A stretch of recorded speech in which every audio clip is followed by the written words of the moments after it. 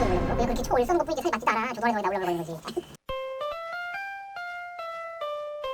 오늘은 브리더를 소개하는 두 번째 시간, 세상에서 가장 작은 고양이 싱가포르 브리더님을 모시고 이야기를 한번 해보겠습니다. 안녕하세요. 안녕하세요. 잘 지내셨어요? 예, 뭐 똑같죠. 간단한 소개 부탁드릴게요. 네, 안녕하세요. 싱가포르 브리딩을 하고 있는 박상원이라고 하고 고양이들하고 같이 생활하고 있는 집사입니다. 현재 브리더 말고도 KUCC라는 협회 회장님을 지금 하고 계시잖아요. KUCC 소개라도 좀 먼저. KOC는 고양이를 좋아하는 분들이 모여서 만든 순수한 민간단체고요. 설립은 2001년도에 설립이 됐습니다. 지금 협회가 운영된 기간이 얼마나 되죠? 2001년도에 설립됐으니까 횟수로는 뭐 한 18년? 18년 정도. 예. 처음부터 쭉 회장님을 하고 계시는 건가요? 아니에요. 원래는 초대 회장님 따로 계세요. 고양이 관련된 이 협회 일에서 은퇴하고 되시면서 제가 물려받았죠. 그럼 회장님을 하신 지는 지금 얼마나 되셨어요?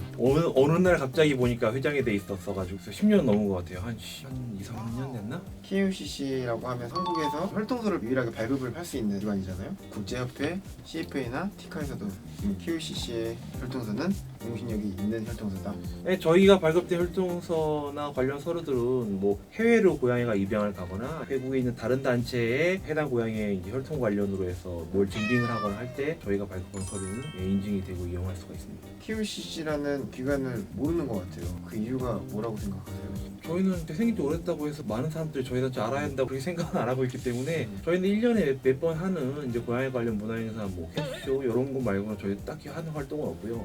다시 본론으로 넘어가서 브리더를 시작한 계기가 어떻게 되세요? 일단 고양이를 처음 기른 거는 90년도 후반부터 길렀었거든요. 네. 지금 생각해보면 창피한 얘기긴 한데 암컷으로 알고 분양받았는데 수컷이었어요. 집에 데리고 와서 일주일 정도 있다가 아파가지고 수의사 선생님이 수컷이라고 말씀해서 그때 알았거든요. 입원을 했다가 이제 애가 무지개 다리 건넜는데 암수조차도 구분을 못한 상태에서 그렇게 돼버리니까 쇼크를 좀 받아있다가 처음에 고양이에 대해서 공부를 하는 거 그렇게 공부를 하기 시작했고 직업상 외국 문화에 대해서 접하기가 좀 쉬웠는데 일본을 갔다가 캐쇼를 처음 가보게 돼요. 이런 브리더나 이런 캐쇼 관련 문화, 고양이도 이렇게 전문으로 브리더가 있구나라는 거를 그때 이제 알게 된 거죠. 싱가포르 브리더님이시잖아요. 선택한 이유가 있으세요? 특별하게 막 이렇게 고민하고 선택하진 않았어요, 솔직히. 원래 기존에 집에 있던 아이들이 이제 메인쿤이었거든요. 근데 메인쿤은 또 제일 큰 종이잖아요. 메인쿤은 등치도 크고 털은 긴 롱헤어인데 등치도 작고 짧은 털의 애들 한번 브리딩을 해볼까 이런 생각을 갖고 있었어요. 싱가포르 같은 경우에는 다른 품종에 비해서 정보력이 너무 없다 보니까 싱가포르 브리더님이 얘기하는 싱가포르 브리더의 유래나 특징, 품종 소개를 좀 부탁드립니다. 일단 싱가포르가 공식으로 인정을 받은 게 1979년도고 역사가 길지가 않아요. 그래서 정보가 없는 게 당연하죠. 문헌상 나와 있는 싱가포르의 유래는 뭐 싱가포르에서 뭐 유래가 된 그런 뭐 자연 발생종인 것처럼 이제 그렇게 얘기가 돼 있는데 실제로 싱가포르 발전시킨 건 미국 브리더들이 발전시킨 거예요. 아니거든 원래 그거. 그냥 그렇게 초 올려놓은 것 뿐이지 살이 맞지도 않아. 조동아리 거기다 올라가 버린 거지. 역사가 짧은 미국에서 만든 품종이다. 예, 뭐 그렇죠.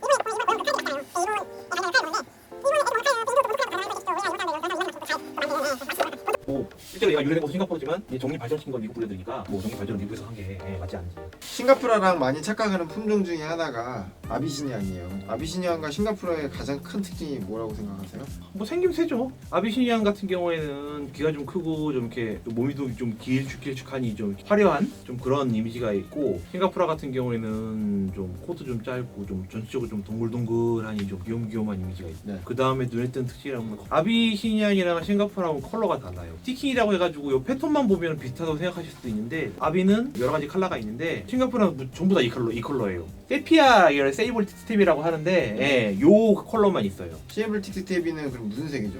밤색? 이게 속털은 베이지 컬러고 이 겉털은 이게 팅이 들어가 있어서 좀 더 짙죠. 이렇게. 싱가포르 성격은 어떠죠? 싱가포르 성격은 뭐 일반적인 고양이들하고 성격은 똑같고 애들이 등치가 작아서 그런지 깜짝깜짝 잘 놀란다고 해야 하나? 그러니까 저 같은 경우에도 청소기를 돌릴 때도 청소기를 갑자기 이렇게 윙 하고 돌리기보다는 돌릴 거라는 걸 좀 보여주면서 좀 알짱알짱 대다가 이제 돌리거나. 굉장히 작기 때문에 털도 덜 빠지고 관리하기가 쉬울 것이다 라고 생각하는데 실제로 그런가요?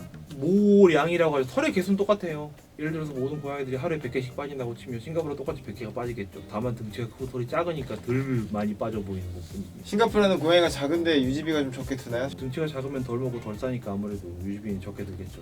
거의 미미해요. 미미하죠. 고양이가 먹어봤자 얼마나 먹고 싸봤자 얼마나 싸겠어요. 싱가포르는 아이가 작아서 많이 태어나지 못하기 때문에 싱가포르의 분양 가격이 비싸다고 하는데 1회 출산에 태어난 아이들 숫자는 일반 다른 고양이들에 비해서 좀 적은 건 확실히 적은 건 적은 것 같아요. 근데 뭐 정상 범주에 들어가니까 그냥 없어서 그런 것 같아요. 싱가포르를 키우면서 잘못된 상식은 어떤 게 있죠? 일단 가장 잘못된 상식이라고 한다면은 이 세상에서 작은 고양이라고 해가지고 너무 작을 거라고들 생각을 하셔가지고 예, 그렇게 안 작아요. 저한테도 물어보세요. 왜 이렇게 네. 크냐고. 작긴 작아요. 근데 평균적으로 작다는 거지. 실제로 그렇게 작지 않다. 예, 그렇게 작진 않아요. 한 2kg? 2kg. 예, 체중 2kg, 3kg 미만. 3kg 미만.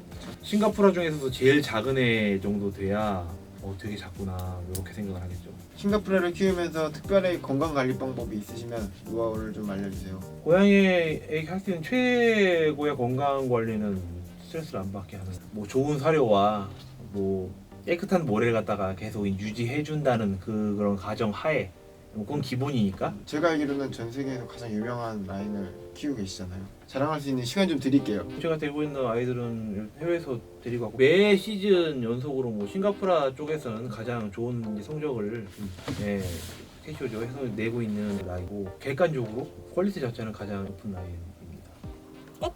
뭐 김연아가 자기 스케이트 잘 산다고 무심으로 자랑 안 하잖아요. 브리더에게 캐슈란. 브리더의 캐슈란 그냥 자기가 그건 해온 결과물을 그냥 남들과 공유하는 그런 장. 몇십 년 동안 지금 고양이 브리딩을 하고 계시잖아요. 다시 태어나셔도 고양이 브리딩 하실 거예요? 안 해요. Nope. 다시 태어나면. 절대. 너무 매정한 거 아니에요? 브리딩이 문제가 아니라 아예 안 키웠을 거예요 처음부터. 동물 자체를. 아예 안 키웠을 거예요. 개도 안 길렀을 것 같아요. 반려묘의 인기가 늘어나면서 캐터리를 하고 싶다라는 분들과 브리더를 하고 싶다라는 분들이 점점 늘어나고 있는데요. 그 부분에 대해서 어떻게 생각하세요? 뭐 캐쇼에 나오는 이쁜 고양이들 보고 아름다운 고양이들 보고 남들이 고양이 기르는 모습 보고 하면 나도 한번 길러볼까, 나도 기르면 이쁘겠다 이런 생각들 누구나 할 수 있어요. 생각해서 저도 그렇게 생각하거든요. 근데 여기서 중요한 거는 겉으로 보이는 건 이쁘고 좋은 부분만 보이죠. 어두운 면도 봐야죠. 당연히 밝은 면 보려고 하는 게 아니고, 왜냐면 나한테 닥칠 일이니까. 펫샵에서 브리더 시켜주겠다, 브리더로 키워주겠다 이런 얘기도 한대요. 거기에 대해서는 어떻게 생각하세요? 브리더를 시켜주겠다. 브리더랑 단순히 번식업자라고 해야 하나? 번식자하고는 차이가 크죠. 브리더를 시켜주겠다는 개념이 아니라 집에서 새끼를 낳아라. 그럼 내가 분양해주겠다. 이런 식이겠죠 뭐. 법이 바뀌어가지고 가정집에서는 등록 안 돼 있고 허가를 안 받으면 다 불법이라는 점. 법으로 번식을 시키면 안 된다는 점. 캐터리를 꿈꾸는 꿈나무들에게 한마디 해주세요. 뭐 쉽지 않죠. 의사분들하고 사실 비교하기는 그렇지만 엄연히 이게 브리더도 생명을 다루는 거기 때문에 삶과 죽음의 한가운데 서 있는 그런 뭐 직업이라고 생각을 해요. 절대 쉽지 않고 건강한 고양이만 있을 수 없고, 그리고 아무래도 이게 살아있는 생명이다 보니까 내 생각대로 되는 것도 아니고, 저도 지금 이렇게 오래 했어도 후회가 남는 게 지금 알고 있는 지식 수준을 그 옛날 시작하기 전에 갖고 있었으면 시작 안 했을 거예요. 지금까지 세상에서 가장 작은 고양이 싱가포르 브리더님을 모시고 싱가포르에 대해서 이야기를 해봤는데요. 오늘 싱가포르에 대해서 이야기해 주느라 수고 많으셨습니다. 네, 감사합니다. 나중에 또 기회가 되면 뵙는 걸로 하겠습니다. 자, 인사 한번 해주세요. 네.